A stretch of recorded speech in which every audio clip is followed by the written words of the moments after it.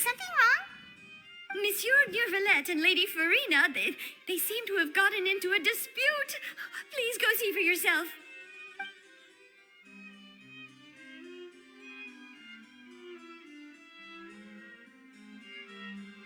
Like I said, I've already explained everything. And yet the problem has not been properly solved. There is little space for excuses between us. It is not my intention to offend you, but please, tell me where you stand. You are the Hydro Archon Focalor, are you not? Look at this. This is a list of the victims from the recent Poisson incident.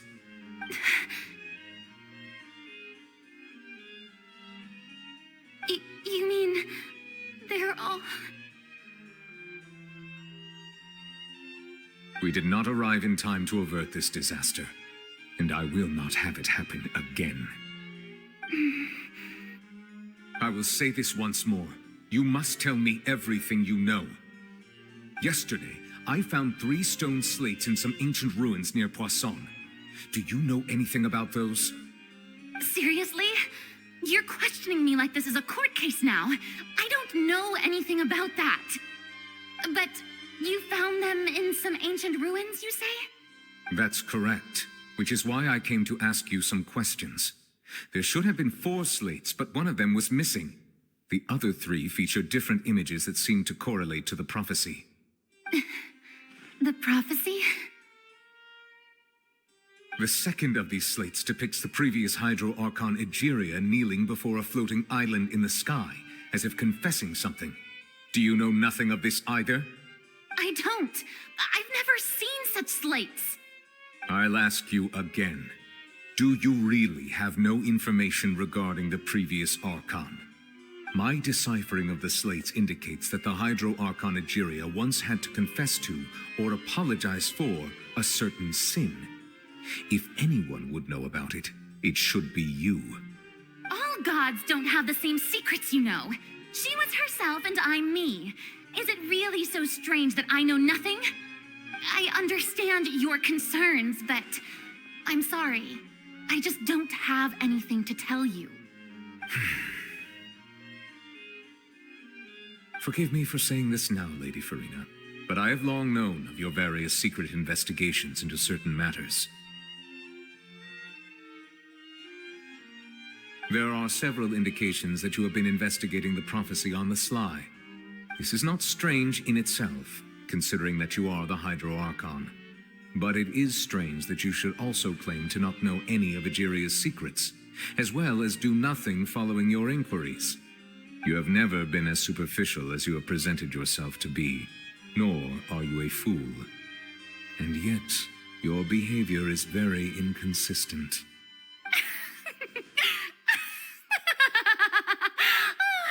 So you've been watching me all this time, have you? I didn't think you were that type. You... Well, since you know about my secret investigations, then you should know I'm actually working to take care of it. There's no point questioning or suspecting me. You're the Eunuchs, but you're still my subordinate. You should be following my lead. Just trust in me, your Archon, and do as I say. Never mind whether you can truly convince yourself to or not. It'll all turn out fine. That's all I have to say. We do not discuss this matter again. Oh, the opera's about to start. Toodles!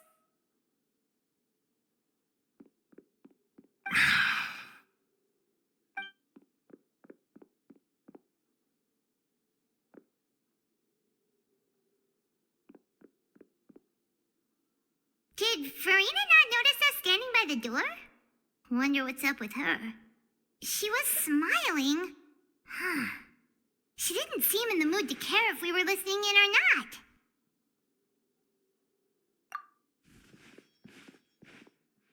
I assume you've been outside for a while now? Oh, you noticed. Seems Farina didn't even realize we were here. She was in a great panic, though I cannot discern the reason. Our discussion reached impasses time and again, a state of affairs that we cannot allow to continue. Still, I do not understand. Dialogue is the basis for understanding, so why did she keep refusing to engage?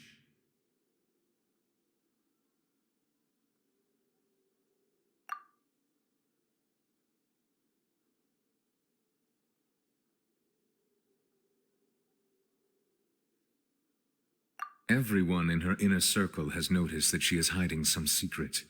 The issue is her attitude. I fear that she will not reveal anything unless absolutely forced to. We may have to create a situation in which she will have no choice but to speak. Oh? Like what? Normally, people will only reveal the truth when standing trial. Perhaps we must have the Hydro Archon experience just such a scenario. But Farina's seen so many trials, and she's really good at dodging questions. How do we make sure that she won't just slip away at the first chance she gets? We will need to consider this thoroughly, join forces with various parties, and then do what we can. If at all possible, I would prefer to recuse myself from this affair, but we must prevent the prophecy from coming to pass. This may be cruel to her, but all Fontaine is in crisis. The information a god possesses is too precious, and so we must take a chance on this. But who will lend us their aid to do such a thing?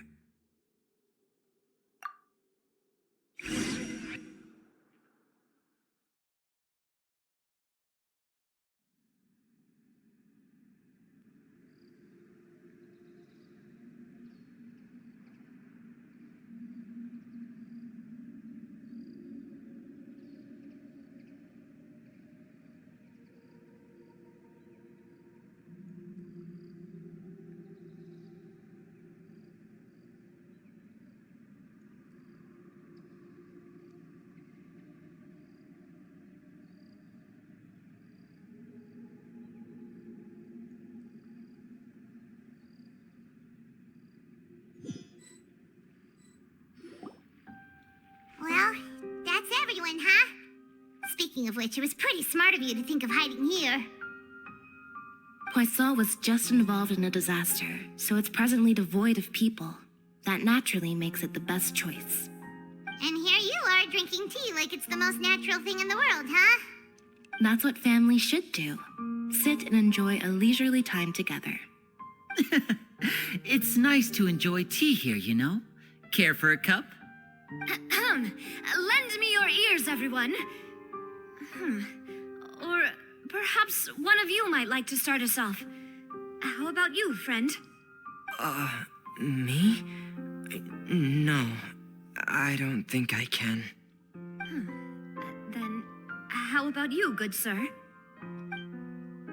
I fear that I will cause the mood on this boat to become as somber as it is in court. Well then, I guess we're lucky we've got a local like me to organize things. Wonderful, the spotlight at last. I guess I'll be facilitating things from here. That was a little long-winded, don't you think? Oh, you might be right.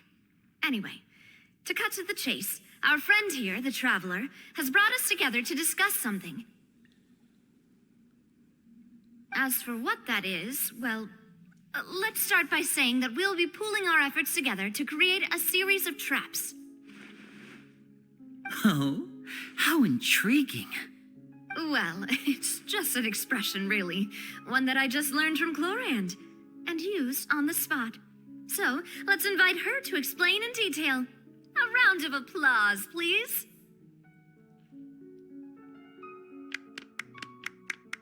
Huh? Didn't you say that you would be facilitating this? Oh, come now. Your work doesn't involve much public speaking, right? This is a good chance to practice. You might even pick up some fancy oratory tricks to impress your boss with in the future. I see. And what does my boss say? He is glad that you consider him your boss. Do go on.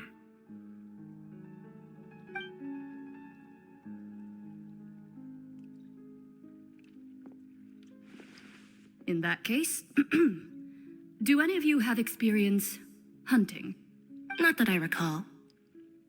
Fremine and I once used a wooden stick in a basket to catch wild rabbits when we were younger. As for Lynette, oh, right. You were sick that day, weren't you? I've also gone diving to catch some fish before. Does that count? I'm afraid not. You may or may not have heard, but Fontaine once played host to a group known as the Marechaussee Hunters. Though that was their name, they did not hunt animals, but rather various monsters left behind by the ancient dynasty of King Remus. Today, Fontaine's monster population has already thinned greatly, so the hunters have blended back into society, taking up arms in other lines of work. They even left a unique methodology of hunting in their wake. A trap comprises of the following components: bait, a trigger, and a containment device. Sometimes a lethal implement will also be necessary to deal with the prey. So, if we were to build a trap together, right now, what would you choose to build it with? For me, I would prefer something basket-shaped. Pigeons and rabbits will see the bait and naturally enter the snare. Our line of work requires a deft hand, and we're some of the best in the industry, so you can count on our techniques. You used some of those techniques while moving the people of Poisson, didn't you? My subordinates mentioned that you even performed some magic for the bawling children. Yes, and I even managed to gather some intelligence in the meantime. I'm quite the multitasker if I do say so myself. I'm afraid I can't claim that as my strong suit. I prefer more stable methods, like placing bait in the water and waiting for the fish to come within reach. That's the kind of method I would count on. Calm and steady. Exactly the kind of person who would catch loads of fish. And I can be their assistant. With discretion, I'm sure. I'd probably use some sort of mechanical animal. Papa once bought me some small clockwork squirrels, mice, and such. When placed in the forest, they can attract others of their kind. I remember that you liked those too, didn't you? I did. And that would be a good way to go about it. If they're realistic enough, animals of the same kind will follow them all the way to the trap. What about you, Monsieur Neuvillette? I fear I do not have any related experience. That makes sense. You usually solve problems directly, without the use of any such tricks. But I do have one more question for you, Monsieur. If we were to create a trap now, how would you design it? I would like for it to be effective, but bring no harm to the prey. A more gentle trap would be ideal. Kind, as always. However, our intention doesn't necessarily change the containment device and the type of implement we need. If we wanted to kill the prey in one strike, we would need a powerful implement. However, that also goes for prey that must be captured and safely contained. Wait, why's that? Only a hunter who's a true expert at subduing their prey can snare it without harming it. The line that divides life and death is often exceedingly thin. So, are we going hunting together? We hadn't thought of seeing ourselves as hunters. It kinda works, but maybe it's still not the best metaphor. If our means of capturing and dealing with our prey is to put them on trial, then the hunting metaphor is actually quite accurate. But we shall require much more courage than any hunter to judge a god, a being whose seat is an exalted throne. Oh, so that's what's going on. Sounds very interesting.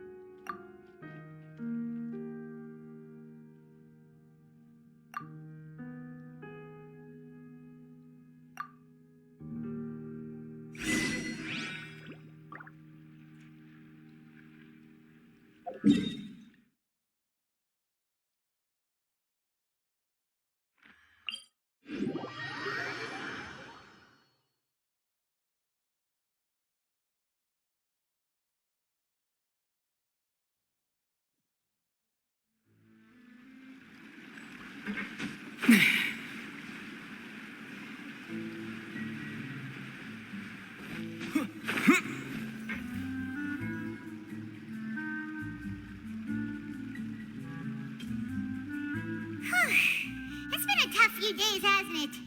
So much has been happening.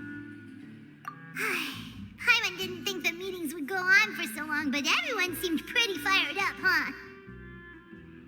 Paimon thought they'd be at least a little frightened. Well, Fremine was, now that Paimon thinks about it, but everyone else just looked a little surprised.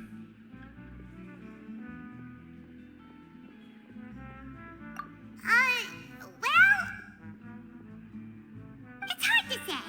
Paimon doesn't have any experience with this sort of thing. But with you around, Paimon sure will do great. After all, you're the most reliable person in the world, aren't you? Huh?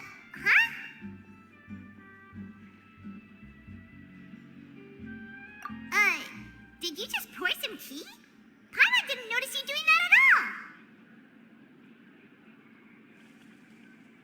Then what's that? Paimon's never seen that cup before. Don't be frightened. I'm just joining you two for tea. I merely refrained from saying anything till now. Who's that voice? But there's no one here. Have you forgotten me already? Wait, you are familiar. You're the voice we heard from the sky in Sumeru. The voice from the sky, I fear that description is wrong, though not completely wrong. You're feeling lost now, just as you were feeling previously. I sensed that confusion and thus came to you. Guiding people, consider me a passerby. Just accepting a commission from my friend's disciple on a whim. The prophecy. Yes, what has been prophesied will be fulfilled. You may view such things as the history of the future. What? Then is there any way we can stop it? I believe you have witnessed a failed attempt with your own eyes. Can everything in Teyvat so easily be changed? Ah, so you've caught on. Just as prophecies are usually only the future as seen from the perspectives of the gods, could things be happening in hidden corners where the gods' gaze does not fall? Are the things that you shall see different from the fate that the gods perceive?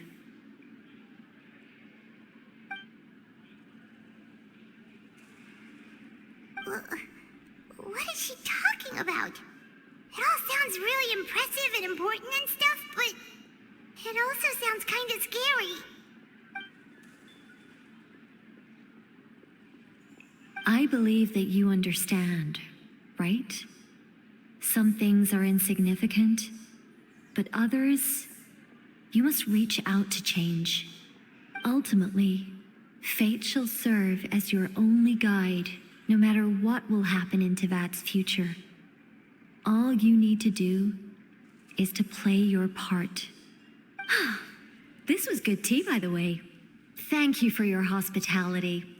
Well, that'll be all for today. The voice. It's gone.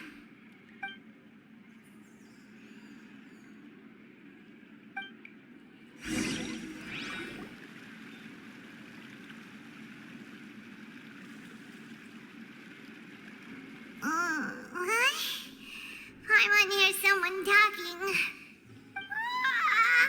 right, coming.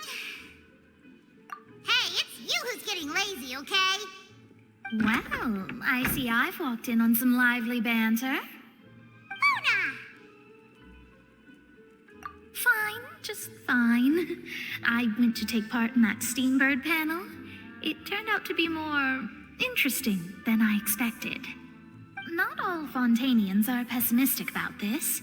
One journalist mentioned that sitting around and waiting for the end to come would be wrong, and that they should make their own rescue preparations. I agreed, so we had a brief chat with her. Did she have pink hair by any chance? Why, yes, it was Charlotte. You remember her, right? That daredevil journalist? I'm in full support of her view. Prophecies are very important, but how can people allow their lives to be commandeered by just a few words? That's right! Paimon's glad to hear something sensible for once. Ah, yes. About what we had discussed before. I did try, but I'm afraid I couldn't reach the old hag. I'll try again tonight, but I wouldn't get your hopes up. Huh?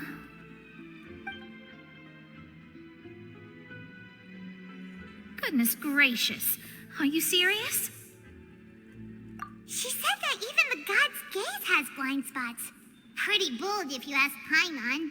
Most people would believe the gods to be all-knowing, right? The Hexen Circle members are certainly anything but ordinary. As for the mage named N, the old hag has mentioned her a few times. She said that N's sense of direction is incredible, and that she loves guiding those who are lost. But I've never met her, and if she were still alive, she'd be... Well, suffice it to say that the hag's at least a few hundred now, and N's been around for longer than that. Whoa. The Hexen Circle sounds like a scary group. But they must really stay in shape to live so long. Their abilities alone are pretty terrifying. If she came to see you personally, then the problem you're facing must truly be of great importance. Well, it's not like Paimon could understand anything she said. Yes, she was quite cryptic, but I suspect she means that there is still a way to turn things around. She didn't say when or what that would be, though, so... Perhaps it is something that you cannot know right now.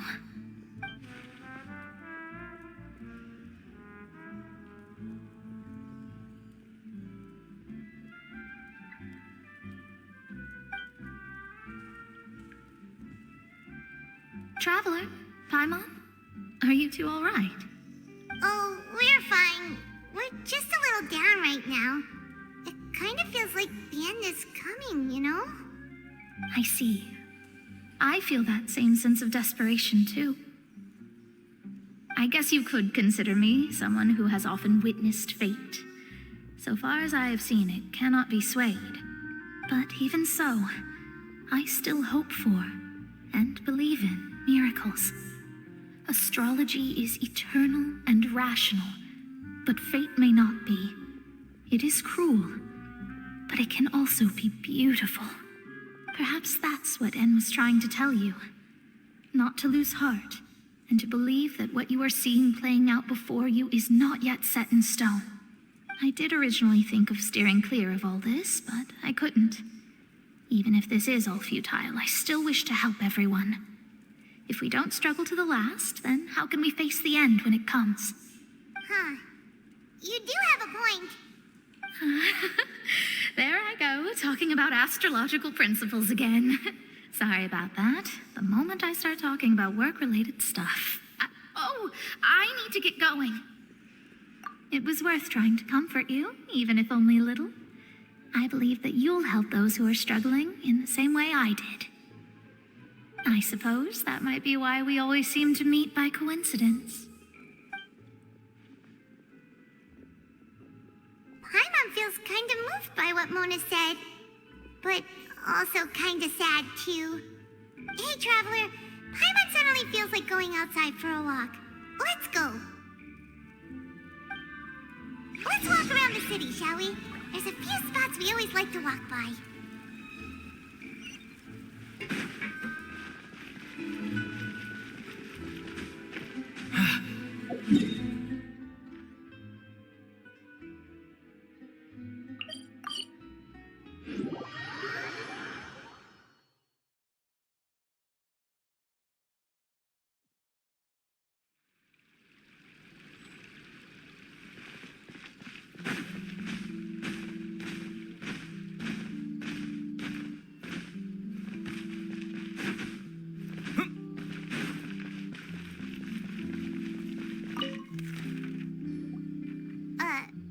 Huh?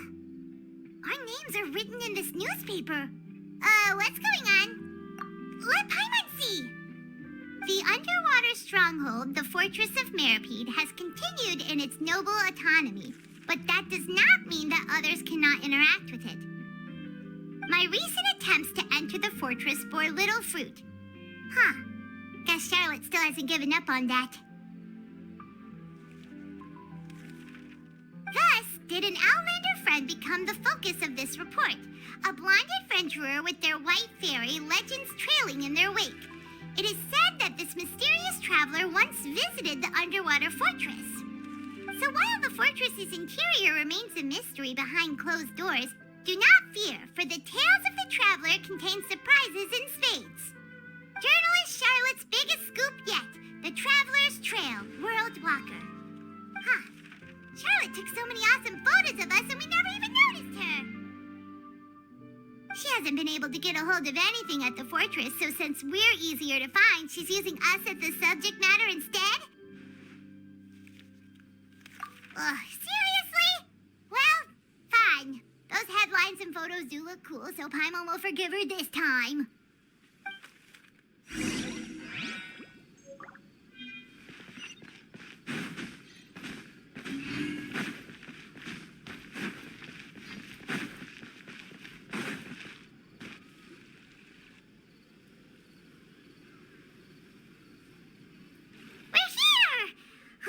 Paimon's hungry. Should we go in and get something to eat?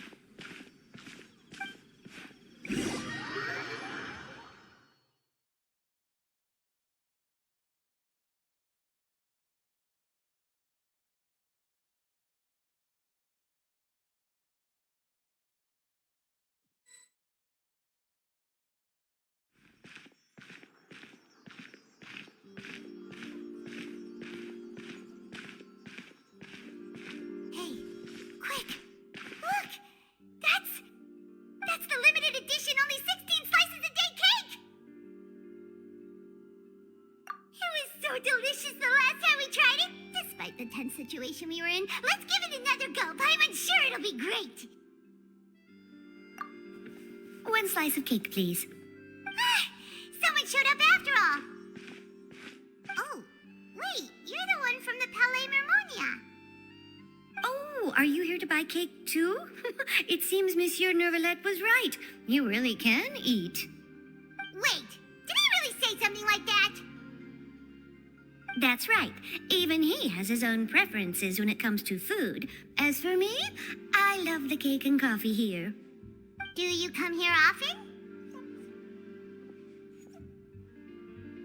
Usually every day. Every day?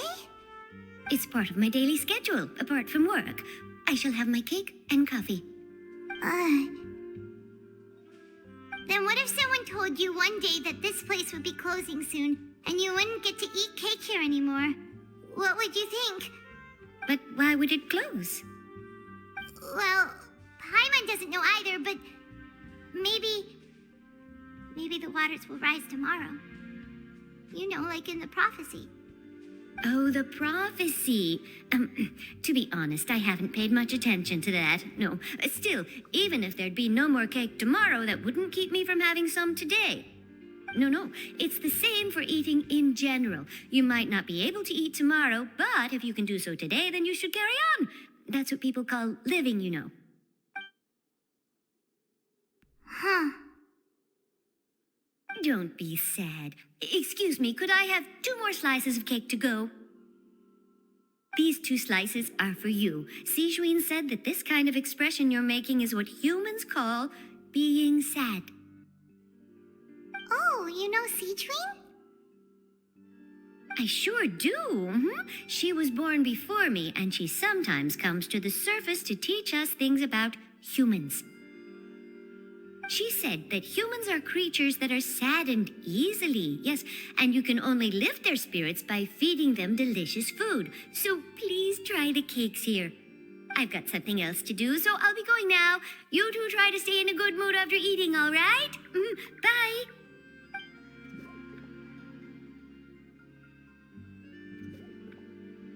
And there she goes.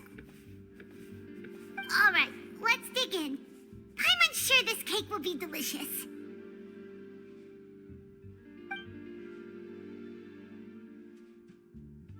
It's more delicious than last time, and the flavor gets even better with a sip of tea.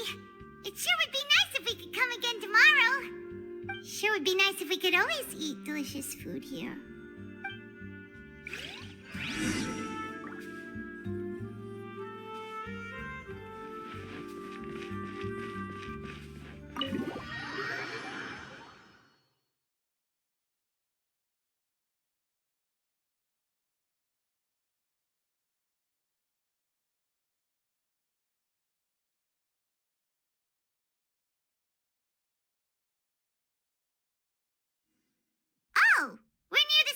office. Let's go look for Charlotte and have a chat.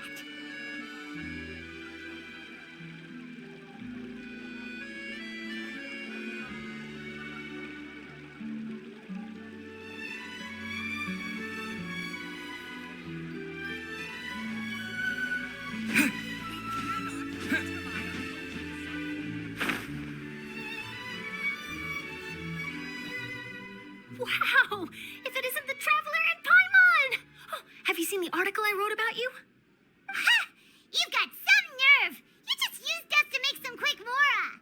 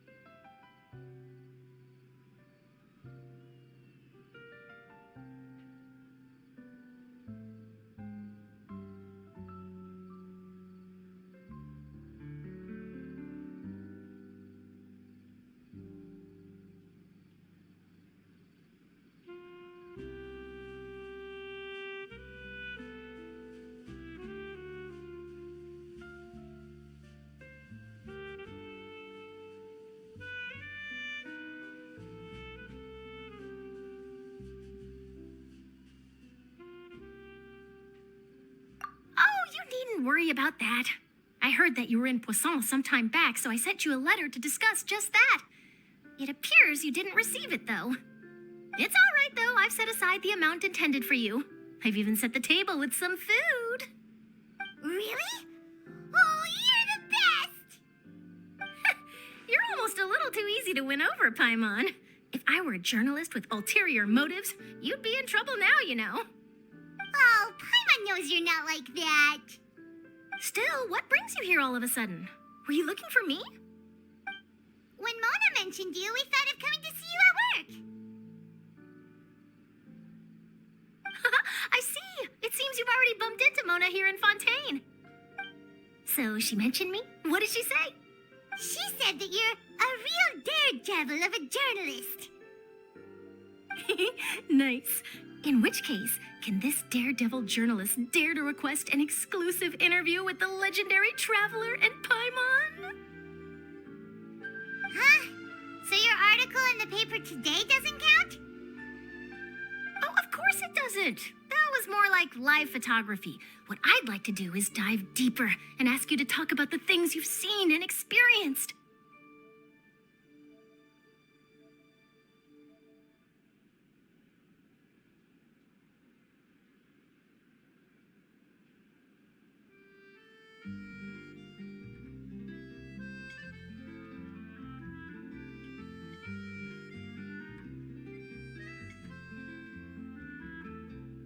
Yeah, are we even qualified enough?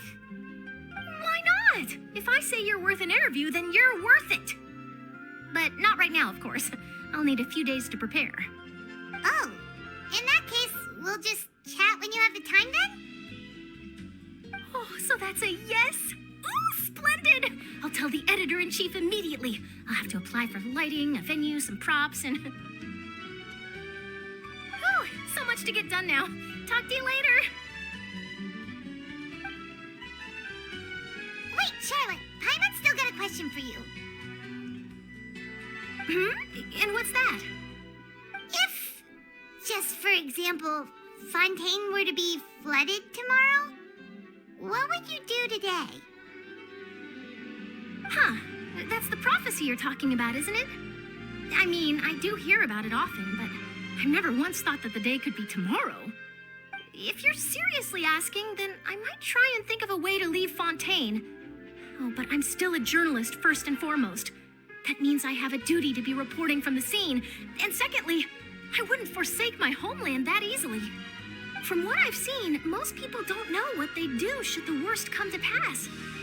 In truth, it might be better just to behave like normal rather than worry over such an end. So in all likelihood, I'd probably still be prepping at the office for that interview of ours. I know what you're thinking. That sounds a bit sad, but I've always believed that it's best to do what you enjoy. Just think about it. If this nation really were to be suddenly destroyed tomorrow, but I still successfully finish an exclusive interview with a truly unique person, then the story I would wind up writing would truly be timeless. And then do you know what I'd do? Well, I'd write that story, send it for printing, and use messenger pigeons to get copies out to the various nations as soon as possible. I'm not a dreamer, nor am I a workaholic, but I do love my job, and I'd be proud of leaving such an article behind. I guess you could say that I was born to be a journalist. But anyway, that's my answer. And on that note, I'll get back to my preparations.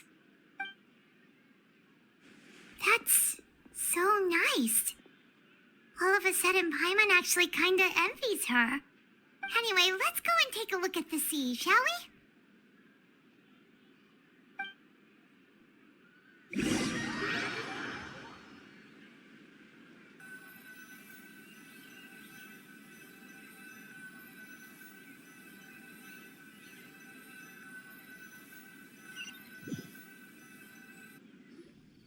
The sea breeze and scenery can be a pretty soothing combo, huh?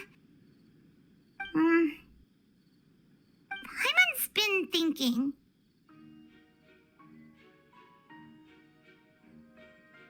If it wasn't Fontaine, but all of Tevat that would be destroyed tomorrow, where would we go and what would we do? No, Paimon should ask, if you could choose, what would you like to do?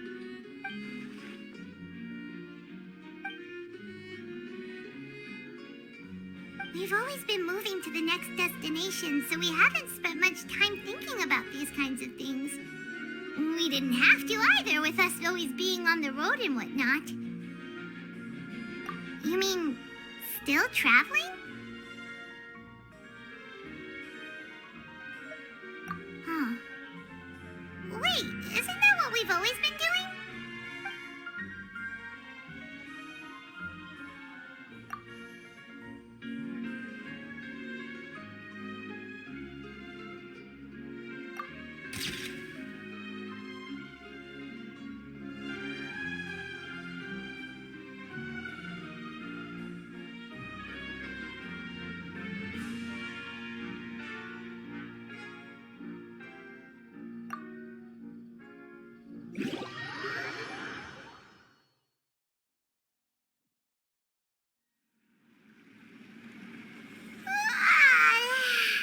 Feels like you'll grow mold if you stay here long enough. But it's still better than the Fortress of Mirapede, that's for sure. It's not only damp there, but salty too.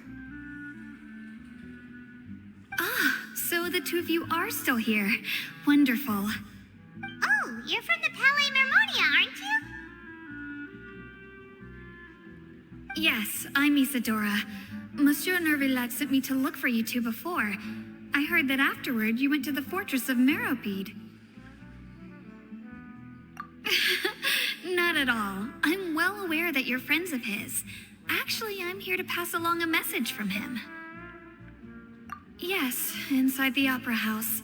The Maréchaussée Phantom has declared the incident a small-scale riot. A riot? Well, that said, I don't personally think it was that serious. Lady Farina was watching a performance at the Opera House, and while she was resting during an intermission, some other audience members suddenly started harassing her, loudly accusing her of doing nothing about the prophecy crisis. And before she could respond, others started to join in. The crowd continued to grow, and protests against the Hydro Archon started to break out. So people have started to put the blame on Farina. Guess they finally found an outlet for the pressure they've been under due to the prophecy. I agree. People will naturally rely on gods, as is customary. But the moment people feel threatened, gods are also the first to be blamed. So what happened after that? Is Farina okay? Seeing that the situation was spiraling out of control and that further argument was pointless, she claimed that she'd gotten tired of this and left in a hurry. The Maréchaussée Phantom had their hands full maintaining order and did not catch where Lady Farina had gone. Only when things had stabilized did we realize that she had gone missing. So, you mean she's still missing? That's right. The Maréchaussée has dispatched many people to search for her, but we don't have any leads yet. That said, I don't think there's much to worry about. She is a god after all. Even if she were to fall into the hands of rioters, what could ordinary people do to her?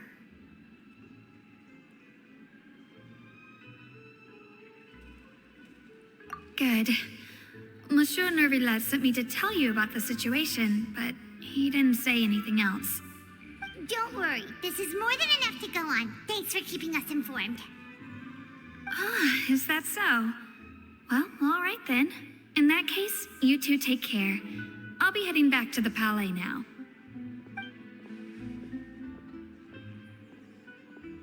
Well, sounds like we should hurry over to Poisson then. If we know Farina, she won't try to fix things in this situation. Instead, she'll look for a place to wait out the heat. And, as we also know, she may be loud and dramatic, but she doesn't have a heart of stone. When Nervillat was talking to her in the Palais Mermonia, and she heard about Poisson, she couldn't hide her sadness and remorse. It would be hard for her to ignore being accused by the public today. Paimon thinks Farina's probably taken the opportunity to slip away to Poisson and try to relieve the sense of guilt that she's feeling. Huh. Well, what do you think? Paimon knows the answer, of course, but Paimon can do the analysis to back it up, too. huh?